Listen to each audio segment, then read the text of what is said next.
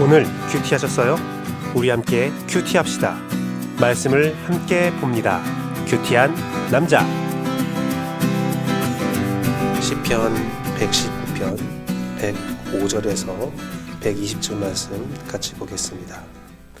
주님의 말씀은 내 발의 등불이요 내 길의 빛입니다.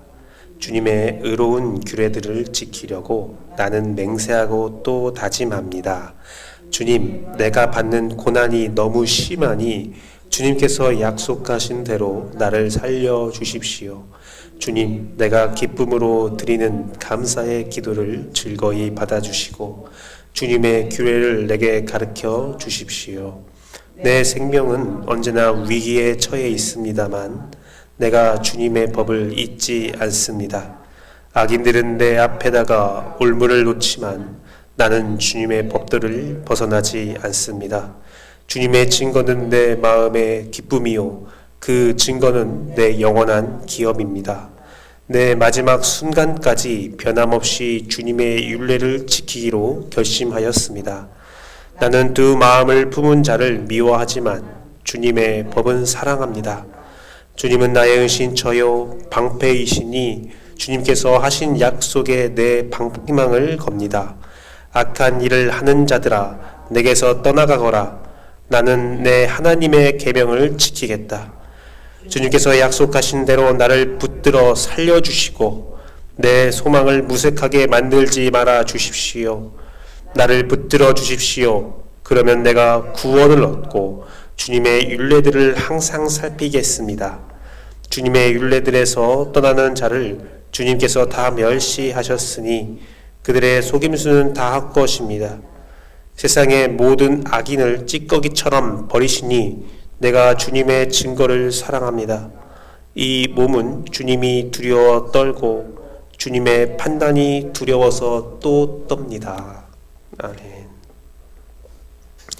고난은 참 유익이라는 말이 있습니다. 고난은 참 유익이라는 말이 있는데요.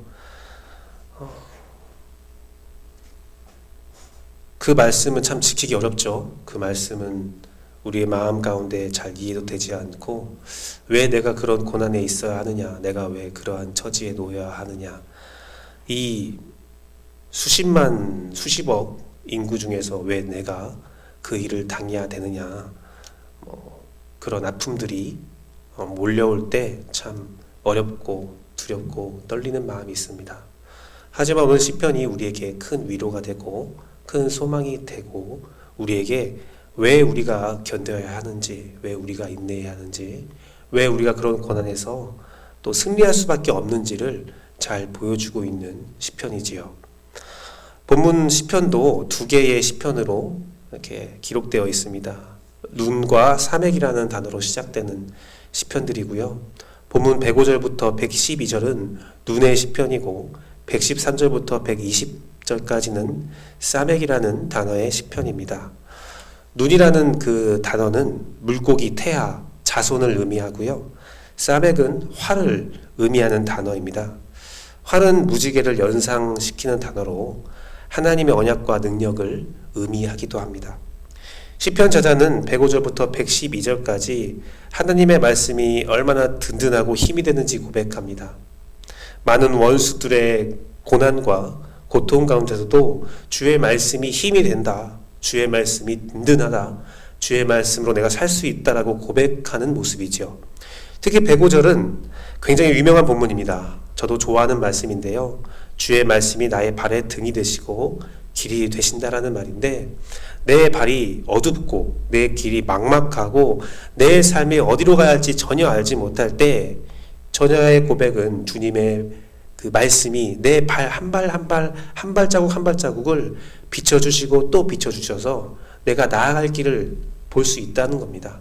그 빛이 너무 광명해서 모든 것을 다 그 어둠을 다 헤쳐서 사라지게 하지 못하지만 내 발에는 등이 된다는 거예요. 내 눈앞에서 막막해도 내가 한 발 나가야 할 길, 내가 지금 무엇을 해야 될지, 내가 어떻게 살아야 할지는 한 발 한 발 편안하게 알려주시고 그 길잡이가 되어주신다는 겁니다. 이것은 우리에게 참 큰 감동이 되죠.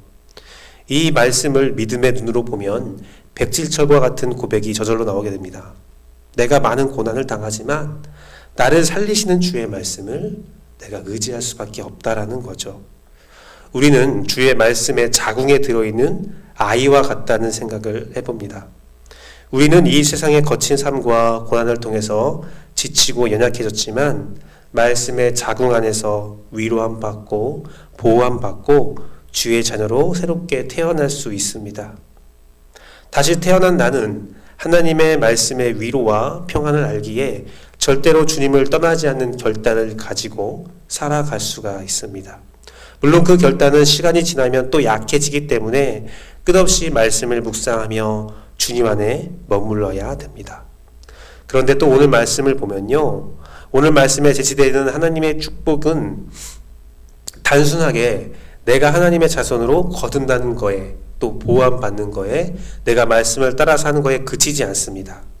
111절 말씀을 개역개정으로 보면 하나님의 말씀의 증거, 그 교훈이 나의 기업이 된다고 고백하죠. 기업은 나의 자손에게 이어지는 나의 재산, 나의 자손을 의미합니다.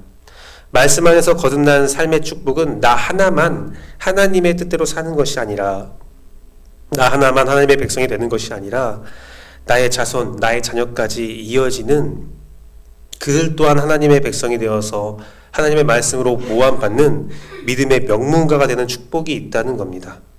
이게 바로 눈의 시편입니다. 나의 자손을 향한 시편, 나의 자손을 향한 주의 축복이라는 거죠. 이것은 분명한 하나님의 약속이에요. 하지만 이 약속을 받기 위해서 필요한 것이 있죠. 113절 말씀처럼 내 마음이 두 마음을 품지 않고 헛된 생각을 멀리하며 주의 말씀, 주의 법도를 사랑하는 삶입니다. 하나님의 말씀 안에서 주님의 자녀가 된다는 것은 나와 하나님이 언약적 관계를 맺는 것을 의미하거든요. 언약이란 것은 내가 그 언약을 지킬 때 그도 나를 지켜주는 거거든요. 두 마음을 품으면 하나님은 지켜주지 않습니다. 그 지켜주지 않음이 자녀까지도 미치게 되는 그 두려움이 있다는 것을 여러분이 꼭 기억해야 돼요. 우리는 하나님의 무한한 사랑 가운데 있는 것이 아니라 언약적 사랑 가운데 있다는 것은 성경이 늘 기록하고 말하고 있는 겁니다. 하나님의 언약 안에 살아간다면 우리는 114절 말씀처럼 하나님이 나의 피할 바위가 되고 방패가 되어 주십니다. 하나님은 신실하신 분이기 때문에 약속을 반드시 지키시고 주님은 그 약속을 실행하실 능력도 있으신 분이시지요. 하나님의 언약, 하나님의 말씀은 무지개와 같고 활과 같다는 겁니다. 무지개는 확실한 소망이고 희망입니다. 노아의 방주 이후 무지개는 우리에게 물의 공포심을 완전히 극복하게 하였습니다. 더 이상 우리는 물로 심판받지 않는다는 그 언약의 증표가 바로 무지개잖아요. 활은 강력한 무기이며 또 능력을 의미합니다. 시편 저자가 자손을 의미하는 눈과 활을 의미하는 사맥을 통해서 여러분의 주고자 하는 하나님의 교훈은 여러분이 하나님의 말씀으로 거듭나서 능력이며 무기이며 언약의 증표인 그 활과 같은 말씀의 소망을 가지고 살아가라는 겁니다. 여러분을 미혹하고 속이고 넘어뜨리려 하는 모든 악인들과 원수들과 그들의 주장을 물리치라는 겁니다. 활을 쏴서 여러분의 자손을 지키라는 거예요. 나뿐만 아니라 우리의 자손까지도 하나님의 축복받게 하기 위해서는 하나님의 언약을 지켜야 하고 그 능력에 의지해야 된다는 것입니다. 시편 127편 3절에서 4절 말씀을 제가 한번 읽어드리겠습니다. 보라, 자식들은 여호와의 기업이요 태의 열매는 그의 상급이로다. 젊은 자의 자식은 장사의 수중의 화살 같으니 이것이 그의 화살통에 가득한 자는 복되도다. 그들이 성문에서 그들의 원수와 담판할 때에 수치를 당하지 아니하리로다. 하나님의 언약의 말씀의 활을 가지고 또 하나님이 축복하시는 그 자손의 자녀의 화살을 가지신 분들은 원수의 담판과 그 성문에서 싸우는 그 전쟁에서 절대로 수치를 당하지 않습니다. 지금은 원수들이 여러분을 에워싸고 여러분을 공격하는 마음 때문에 두렵고 떨릴 때도 있습니다. 우리의 삶에서 고난은 늘 있을 수 있습니다. 하지만 주의 말씀을 굳게 믿고 그 언약을 지키며 두 마음을 품지 않은 자에게는, 그 사람에게는 언약의 활이 있고 자손의 화살이 있다는 것을 절대로 잊지 마십시오. 하나님이 주신 능력으로, 하나님이 주신 축복으로 원수들을 물리치고 담대함을 얻는 믿음의 명문가가 되는 여러분의 삶을 간절히 기대하고 또 축복하고 소망하며 기도합니다. 함께 기도하시겠습니다. 하나님 감사합니다.